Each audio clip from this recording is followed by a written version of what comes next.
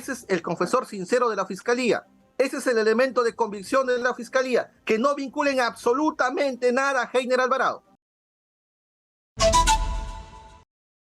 7:41 p.m. Estamos en la comunicación telefónica en estos momentos con Percy Panaque Navarro. Él es abogado del exministro Heiner Alvarado. Se encuentra a través de la plataforma Zoom conectado con nosotros y vamos a hablar sobre esta decisión del Poder Judicial de dictar 36 meses de impedimento de salida del país para el exministro Alvarado. Doctor Ipanaque, buenas noches, bienvenido a Exitosa. Muy buenas noches. Muy buenas noches. Doctor Ipanaque, ¿qué pasó en la defensa? Que finalmente el Poder Judicial terminó dándole la razón al Ministerio Público para que su defendido, Heiner Alvarado, no salga del país durante 3 años. Nosotros nos allanamos en todo momento. Hemos estado conforme con el pedido del Ministerio Público. Así lo hemos hecho conocer en la audiencia al juez. Al considerar que existen sospechas simples, no hay sospecha grave, no hay sospecha suficiente con grado de certeza, sino sospechas simples, porque el estadio procesal de la investigación es de investigación preliminar. En ese sentido, nosotros, para colaborar con la justicia y para que se sigan realizando más actos de investigación, es que hemos dicho nos allanamos. Y por lo tanto, era natural que el magistrado tendría que haber declarado fundado, tal como lo ha hecho, al pedido de la Fiscalía. Y eso que para el Poder Judicial, aunque se haya allanado, existe sospecha de que podría fugarse, como pasó con Juan Silva. Es que justamente de eso se trata. Todo proceso está en base a sospechas, aún están en preliminares.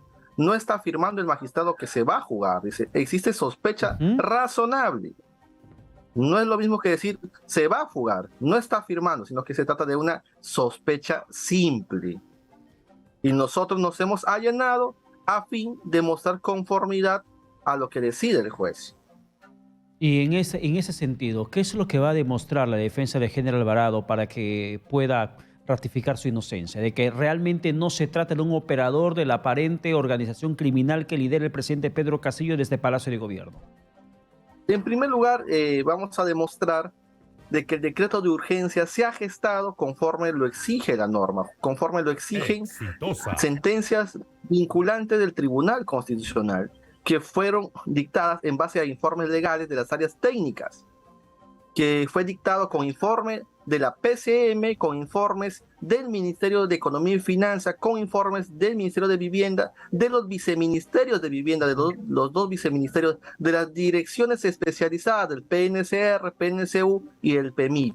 Entonces, en base a eso, nosotros vamos a demostrar que no hubo absolutamente nada ilegal, y más aún cuando la PCM, luego de ser aprobado el 29 de octubre, el decreto de urgencia 102-2021, lo envió el 3 de noviembre al Congreso de la República, y el Congreso de la República, todos los congresistas confirmaron este acto y nadie observó. Claro, es que nadie observó porque nadie sabía lo que aparentemente se estaba tramando con esta repartición de obras. Nadie decía que eso es para que se repartan obras públicas. Sí, discúlpame. Aquí estamos hablando de temas legales, no estamos hablando de presunciones. El Congreso tiene todas las facultades, todas las funciones legislativas de fiscalización. Dentro de ellas está observar los decretos de urgencia, y el Congreso no lo hizo, y si no lo hizo es porque considera que estuvo de acuerdo a ley. Ya, y si están de acuerdo a la ley, ¿también serían responsables los congresistas por las corrupciones que se habrían perpetrado con ese decreto de urgencia?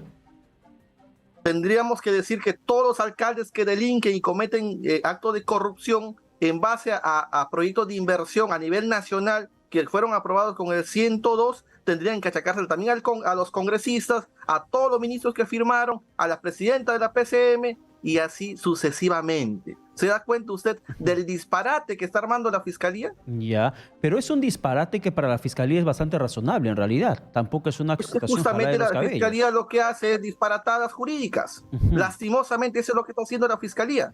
Y lo que menciona doctor Ipanaque, y lo que menciona los colaboradores como la ex viceministra de Vivienda, por ejemplo, son disparatadas cuando menciona que le citaron a un inmueble donde tenían que exponer supuestamente para aquellos que pertenecen al Ministerio de Vivienda y que finalmente era un grupo cercano, un buró de obras del presidente Pedro Castillo, y que aparentemente ahí se había gestado toda esta situación de corrupción. ¿Esos son disparatadas, por ejemplo, de aquellos que están colaborando con la investigación fiscal? Disparatada es cuando uno hace un acto consciente, tener las capacidades profesionales, funcionales, es decir, una viceministra que va a reunirse con particulares, una viceministra que no se reúne con funcionarios, una ministra que comete omisión de funciones, que hace uso indebido de su cargo y que hasta la fecha el Ministerio Público no la investiga. Eso es lo que ha hecho la ex viceministra, si es que es real lo que ella afirma. Pero lo que no puede afirmar y comprobar la ex viceministra Ñaños es de que el señor Heiner Alvarado sabía de esa reunión y que la envió, porque existe otra testigo que fue a esa reunión, conforme lo dijo a Ñaños, que es la señora Jacqueline Castañeda, que cuando la fiscalía le pregunta si es que Heiner Alvarado le ordenó ir a ese lugar, dijo que no. Pero esa es la realidad de los hechos. Entonces, la irregularidad sería no por parte del exministro Alvarado, sino por parte de la ex viceministra Añaños. Así es, y es más, cuando declara el señor Alejandro Sánchez, refiere de que la ex viceministra Ñaños quería apoyo político para que estas personas llegaran al ministro de Economía y Finanzas para que le ayudara a conseguir financiamiento y ella pudiera continuar en la cartera de viceministra. Eso es lo que refiere Alejandro Sánchez en su declaración.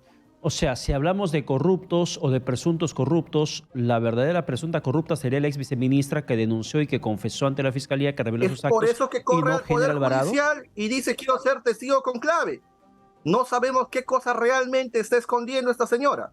Y la fiscalía tiene el deber y la obligación objetivamente de investigarla y llamarla a declarar no con clave, sino de manera directa para que las partes también puedan hacerle interrogantes. Y la fiscalía, curiosamente, está encubriendo estos actos. Eso se llama parcialidad, subjetivismo, favorecimiento. Sí, pero además recordemos que lo que dijo la ex viceministra es el complemento en lo que en su momento señaló Hugo Espino Lucano cuando reveló que en las conversaciones que tenía con Jennifer Paredes le habían asegurado que ella tenía directamente el acceso al ministro Heiner Alvarado para que se puedan agilizar esas obras públicas. Dos cosas. Estamos hablando de un testigo que dice que le dijeron, no de un testigo directo que dijo, yo fui y hablé con Heiner Alvarado o yo vi que hablaron con Heiner Alvarado, que dice que le dijeron que había llegado. ¿Se da cuenta? Testigo de referencia, testigo de oídas. Segundo punto. Pero doctor Panaque, segundo punto. Añaños dice, cuando declara, me fui, hice una exposición de esos proyectos a estas personas que pensé que eran los asesores del presidente, y uno de ellos, el señor Alejandro Sánchez, me preguntó si podían ingresar proyectos nuevos. No me habló de proyectos sencillos, que podían ingresar proyectos nuevos. Y yo le dije, no, que eso ya se había aprobado en la gestión pasada y que estaba solo para ejecutar. Es decir, no se podía priorizar porque eso ya se había ejecutado, ya se había determinado en el 2020. Entonces, ¿dónde está la manipulación de ingreso de proyectos de inversión pública? La manipulación. Si Añaños mismo dice que le respondió que no podía ingresar nuevos proyectos. Claro, pero la manipulación está en el aparente direccionamiento de las obras. Y aunque usted mencione que en el caso, por ejemplo, a los alcaldes, no al ministro Heiner Alvarado. Y por eso tenemos a Nenil Guerrero en la cárcel. Para direccionar obras, para direccionar licitaciones, porque las municipalidades son órganos autónomos según la ley de contrataciones. Claro, y por eso tenemos al alcalde de Leanguilla tras las rejas, y por eso Hugo Espino, y que sus abogados lo defiendan. Se sometió a esta confesión sincera. Actos del señor Nenil, esos actos del señor Nenil, no tienen por qué implicar en responsabilidad penal al señor Heiner Alvarado. No tienen ni competencia directa ni funcional, según la ley. Bueno, hay mucho que investigar, sin duda alguna, en todo esto. Pero para la Fiscalía, aunque esto lo califique como una disparatada, Heiner Alvarado es el operador de la presunta organización criminal. Por eso, que Fiscalía me muestre, que lo muestre públicamente, al menos un elemento de convicción que vincule directamente a Heiner Alvarado. Más allá de colaboradores eficaces que son delincuentes, que buscan salvarse. Colaboradores eficaces que entre ellos se están colaborando y corroborando. Delincuentes que corroboran a delincuentes. Confesores sinceros como Hugo Espino, que se declara delincuente convicto y confeso, que busca salvarse, pero que pese a ello, el 7 de septiembre Hugo Espino ha declarado, en su última declaración le preguntan, En la pregunta número 7, ¿usted conoce a Heiner Alvarado? Y dice, no lo conozco. Lo único que sé es que era ministro de Vivienda. Ese es el confesor sincero de la Fiscalía. Ese es el elemento de convicción de la Fiscalía, que no vinculen absolutamente nada a Heiner Alvarado. Y hay varios elementos que también señalan que esas personas beneficiadas tuvieron varios encuentros, reuniones en el Ministerio de Vivienda, Construcción y Saneamiento, como también en el MTC en otros contextos. Lo cierto es que el tema está en investigación. Pero ¿con quién se reunió? ¿Con quiénes se reunieron? Claro, eso hay informes que dicen que el día, por ejemplo, que Hugo Espino llegó al Ministerio de Transporte, que fue un miércoles 9 de septiembre, el señor Heiner Alvarado se encontraba en una reunión de PCM de 8 a 1 y Hugo Espino fue a las 10 de la mañana. Es decir, no pudo reunirse con Heiner Alvarado. Era imposible. Eso según agenda de la PCM, de la Presidencia de la República y del mismo Ministerio de Vivienda. Esos son hechos y actos innegables. Bueno, vamos a dejar que la Fiscalía termine finalmente investigando, porque entiendo que la defensa que tiene usted en materia legal sobre Heiner Alvarado es esperar la prueba irrefutable de que Heiner Alvarado ha dado la orden directa expresa de que se beneficia a tal o cual empresa. Pero hay otro tipo de investigaciones pero no hay indicios, claro, hay indicios. Pero para la Fiscalía sí existen indicios probatorios. Ha referido a esta altura, con todo el bagaje probatorio que tiene la Fiscalía y todos los elementos de convicción que ha hecho mención en la audiencia, que solo hay sospecha simple, investigación incipiente. Eso ha dicho hasta esta altura. Ese es el barómetro actual del proceso, donde el juez saca una resolución y dice, hay sospecha simple. Solo eso. Claro, doctor Ipanaque. Debe aparecer algo nuevo, algo grave, para poder poner en aprietos al señor Heiner Alvarado. Claro, eso no va a suceder. Pero ese es el debido proceso, porque la investigación recién está comenzando contra Heiner Alvarado. No se puede aspirar a una prueba contundente sobre un investigado. Si recién la investigación está comenzando, no hay ninguna decisión gravosa como una detención preliminar, tampoco una prisión preventiva que podría estar en curso. Pero eso podría ocurrir si es que termina finalmente dándose algún indicio de que Heiner Alvarado podría fugarse.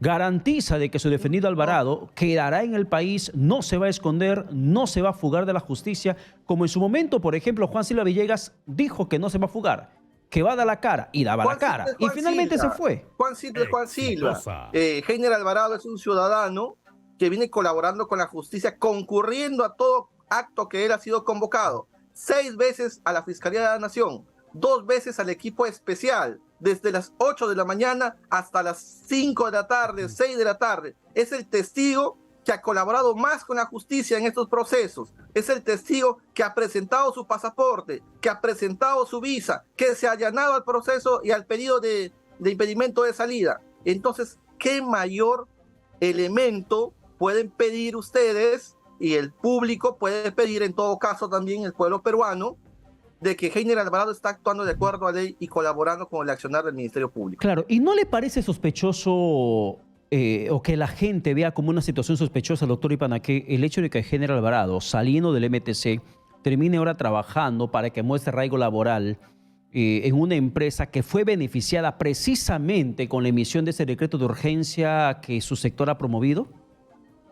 No, no me parece sospechoso. Pareciera una puerta giratoria. Quien no la debe, no la teme. Claro, si pero hay una empresa, pero doctor Ipanaque, hay una empresa que fue beneficiada. Con el 102, sí, pero hay una empresa que fue beneficiada. Hubiera cuidado eso. Lastimosamente, Heiner Alvarado no es perfecto, es humano. Contrató con una empresa que no le puso en autos, que había licitado bajo ese financiamiento del 102. Que su sector, cuando era ministro, había promovido. El cual inmediatamente ha procedido a rectificarse. ¿Quién es perfecto? Bueno, acá no es un tema de perfección, sino de decisión y de muestra de señales de que realmente no tienes nada sucio en las manos.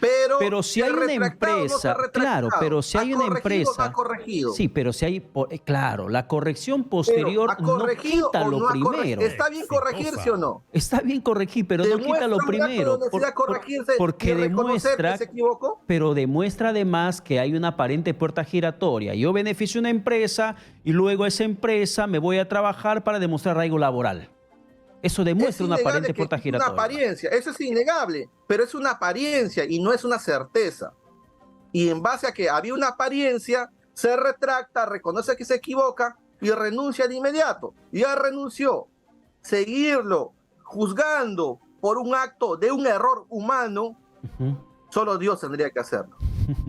Bien, lo cierto es que en tema de investigaciones legales, cada paso que puedan dar puede ser un traspiés o un avance positivo. Doctor Ipanaque, muchas gracias por la comunicación A alcanzada. ustedes, muchísimas gracias. Buenas noches.